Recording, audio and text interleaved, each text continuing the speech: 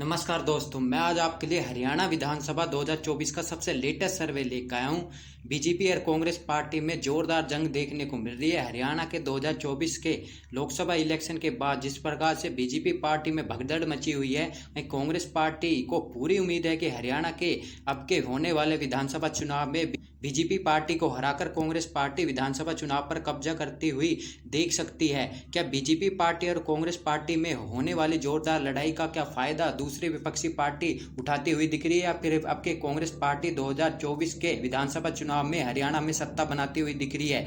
वहीं लेटेस्ट सर्वे के मुताबिक किस पार्टी के पक्ष में क्या माहौल बनता हुआ दिख रहा है? वहीं सर्वे के मुताबिक बात करें तो अभी तक बीजेपी पार्टी ने 86 कैंडिडेट की लिस्ट जारी कर दी है। वहीं कांग्रेस पार्टी ने अब तक 41 कैंडिडेट की लिस्ट जारी कर दी है। कौन चुनाव कहां से लड़ेगा? वहीं आम आदमी पार्टी और कांग्रेस पार्टी के बीच गठबंधन न हो चुका तो आम आदमी पार्टी ने भी 40 कैंडिडेट की लिस्ट जारी कर दी है। जेजेपी पार्टी प्लस आज़ाद सिंह की पार्टी जो रावण है, जो यूपी से हैं, उनके पार्टी के बीच गठबंधन हुआ है। उन्होंने भी 31 कैंडिडेट की लिस्ट जारी कर दी है। वहीं आईएनएलडी और बीएसपी पार्टी का गठबंधन है, उन्होंने भी 11 कैंडिडेट की लिस्ट जारी कर दी है। कौन कहां से विधानसभा चुनाव लड़ता हुआ दिख रहा है?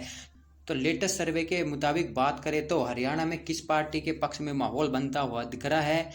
तो हरियाणा की 90 विधानसभा सीटों में किस पार्टी के पक्ष में क्या माहौल बनता हुआ दिख रहा है? वहीं लोकसभा चुनाव ने जिस प्रकार से चौंकाया है बीजेपी पार्टी को, जहां लोकसभा के 2024 चुनाव में 5 सीटें बीजेपी पार्टी के पक्ष में और 5 कांग्रेस पार्टी ने जीती है।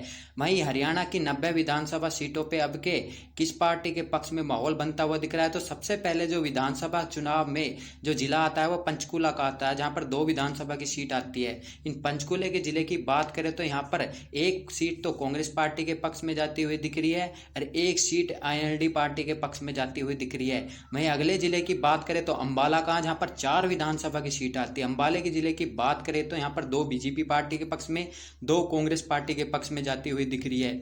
वहीं अगले जिले की बात करें तो यमुनानगर का जिला है, जहां पर 4 विधानसभा की सीट आती है। इस जिले की बात करें तो यहां पर 1 बीजेपी पार्टी के पक्ष में, 3 कांग्रेस पार्टी के पक्ष में जाती हुई दिख रही है। अगले जिले की बात करें तो कुरुक्षेत्र का जिला है, जहां पर 4 विधानसभा की सीट आती है। इस कुरुक्षेत्र के जिले की बात करें तो यहाँ पर 3 बीजेपी पार्टी के पक्ष में, 1 कांग्रेस पार्टी के पक्ष में जाती हुई दिख रही है। अगले जिले की बात करें तो कैथल है, जहां पर 4 विधानसभा की सीट आती है। कैथल के जिले की बात करें तो 1 बीजेपी पार्टी के पक्ष में, 2 कांग्रेस पार्टी के पक्ष में, 1 जेजेपी पार्टी के पक्ष में जाती हुई दिख रही है। अगले जिले की बात करें तो पानीपत का जिला है। पानीपत में 4 विधानसभा की सीट आती है। 4 विधानसभा सीटों की बात करें तो यहाँ पर 3 कांग्रेस पार्टी के पक्ष में, 1 बीजेपी पार्टी के पक्ष में जाती हुई दिख रही है। वहीं अगले जिले की बात करें तो सोनीपत का जिला है, जहाँ पर 6 विधानसभा की सीट आती है। वहीं सोनीपत के जिले की बात करें, यहाँ पर हुड्डा की अच्छी खासी पकड़ मानी जाती है, तो 6 की 6 विधानसभा सीटों पर हुड्डा की पार्टी यानी कि कांग्रेस पार्टी जीतती हुई दिख रही है और बीजेपी पार्टी का टोटली सफाया होता हुआ दिख रहा है। अगले जिला है वो जिंद का है, जहां पर 5 विधानसभा की सीट आती है। वहीं जिंद के जिले की बात करें तो यहाँ पर 2 कांग्रेस पार्टी के पक्ष में, वहीं 1 जेजेपी पार्टी के पक्ष में, 1 आईएनएलडी पार्टी के पक्ष में, 1 निर्दलीय के खाते में जाती हुई दिख रही है। अगले जिले की बात करें तो फतेहाबाद का जिला है, यहाँ पर 1 सीट कांग्रेस पार्टी के पक्ष में, 1 जेजेपी पार्टी के पक्ष में, 1 आईएनएलडी पार्टी के पक्ष में जाती हुई दिख रही है। अगले जिले की बात करें तो सिरसा का जिला है, जहाँ पर 5 विधानसभा की सीट आती है। 3 कांग्रेस पार्टी के पक्ष में, 2 बीजेपी की पार्टी के पक्ष में जाती हुई दिख रही है। सिरसा के माहौल के मध्य बात करें तो अगले जिले की बात करें तो हिसार का जिला है, जहाँ पर 7 विधानसभा की सीट आती है। हिसार के जिले की बात करें तो यहाँ पर 4 सीट बीजेपी पार्टी के पक्ष में, 3 कांग्रेस पार्टी के पक्ष में जाती हुई दिख रही है। हिसार के जिले की बात करें तो अगले जिले की बात करें तो भिवानी का जिला है, जहाँ पर 4 विधानसभा की सीट आती है। 2 कांग्रेस पार्टी के पक्ष में, 2 बीजेपी पार्टी के पक्ष में जाती हुई दिख रही है। अगले जिले की बात करें तो चरखी दादरी का जिला है, जहाँ पर 2 विधानसभा की सीट आती है। 2 की 2 विधानसभा सीटों की बात करें तो आईएनएलडी पार्टी के पक्ष में जाती हुई दिख रही है। कांग्रेस, बीजेपी और जेजेपी का यहाँ सफाया होता हुआ दिख रहा है। अगले जिले की बात करें तो रोहतक का जिला है, जहाँ पर 4 विधानसभा की सीट आती है। रोहतक के जिले की बात करें तो यह हुड्डा का गढ़ माना जाता है, तो 4 की 4 विधानसभा सीट एक तरफा कांग्रेस पार्टी के पक्ष में जाती हुई दिख रही है। बीजेपी और का पिछली बार भी यहाँ सफाया था और अब के भी सफाया होता हुआ दिख रहा है। अगले जिले की बात करें तो झज्जर का जिला है, जहाँ पर 4 विधानसभा की सीट आती है। 2 कांग्रेस पार्टी के पक्ष में, 1 बीजेपी पार्टी के पक्ष में, 1 जेजेपी पार्टी के पक्ष में जाती हुई दिख रही है। अगले जिले की बात करें तो महेंद्रगढ़ का जिला है, यह बीजेपी पार्टी का मजबूत स्ट्रॉन्ग होल्ड माना जाता है। महेंद्र जिले की बात करें तो 3 बीजेपी पार्टी पार्टी के पक्ष में, एक कांग्रेस पार्टी के पक्ष में जाती हुई दिख रही है। अगले जिले की बात करें तो रेवाड़ी का जिला है। यहाँ पर 3 विधानसभा की सीट आती है, 2 बीजेपी पार्टी के पक्ष में, एक कांग्रेस पार्टी के पक्ष में जाती हुई दिख रही है।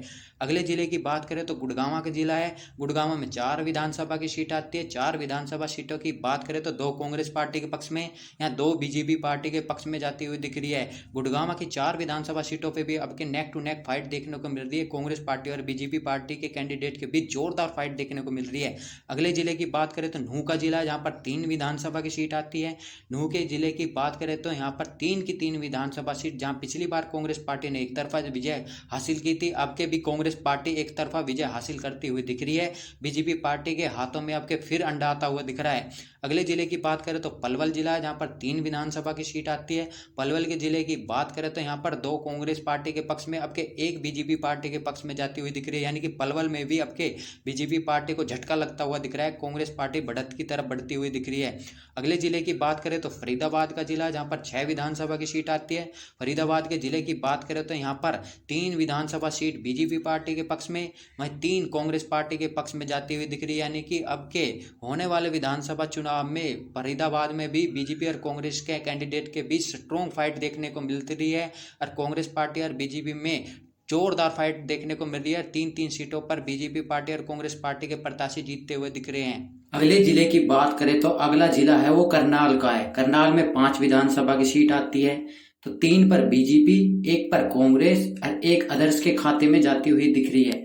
यानी कि हरियाणा के सर्वे के मुताबिक बात करें तो हरियाणा में किसके पक्ष में कितनी विधानसभा सीटें जाती हुई दिख रही है, तो बीजेपी के खाते में यहाँ पर 31 विधानसभा सीट, वहीं कांग्रेस पार्टी की सरकार बनती हुई दिख रही है। कांग्रेस के खाते में 48 सीटें जाती हुई दिख रही है। 4 सीटें जेजेपी पार्टी के पक्ष में, वहीं 5 सीटें आईएनडी पार्टी के पक्ष में, वहीं 2 सीटें अदर्स के खाते में जाती हुई दिख रही है। वहीं हरियाणा में किसको कितना वोट शेयर मिल सकता है इस विधानसभा चुनाव में, तो कांग्रेस पार्टी के पक्ष में 41%, बीजेपी पार्टी को 33%, वहीं जेजेपी पार्टी को 8%, वहीं आईएलडी प्लस बीएसपी के गठबंधन को 9%, वहीं अदर्स के खाते में भी 9% जाता हुआ दिख रहा है। यानी कि हरियाणा में अब के कांग्रेस पार्टी पूर्ण बहुमत के साथ सरकार बनाती हुई दिख रही है और भाजपा पार्टी को जोर का झटका लगता हुआ दिख रहा है। यानी कि हुड्डा के नेतृत्व में कांग्रेस पार्टी बड़ी जीत हासिल कर सकती है। कांग्रेस पार्टी 48 से भी ज्यादा विधानसभा सीटों पे जीत हासिल कर सकती है। आपको क्या लगता है कि हरियाणा के होने वाले विधानसभा चुनाव में कांग्रेस पार्टी कितनी विधानसभा सीटों पे जीत हासिल करेगी? तो कमेंट में अपनी राय देना ना भूले। जय हिंद, जय भारत।